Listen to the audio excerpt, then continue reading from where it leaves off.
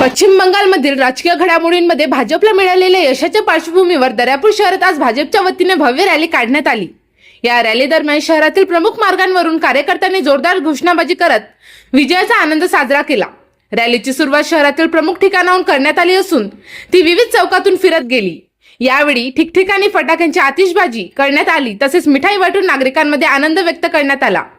चौकात कार्यकर्त्यांनी एकत्र येत जल्लोष करत वातावरण उत्साहपूर्ण केले।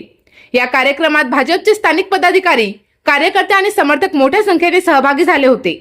अनेकांनी हातात पक्षाचे झेंडे घेत विजयाच्या घोषणा दिल्या। काही ठिकाणी नागरिकांनीही रॅलीचे स्वागत करत सहभाग नोंदवला। दरम्यान या जल्लोषामुळे शहरात काही काळ वाहतुकीवर परिणाम झाला असला तरी पोलीस प्रशासनाने योग्य नियोजन करून परिस्थिती नियंत्रणात ठेवली।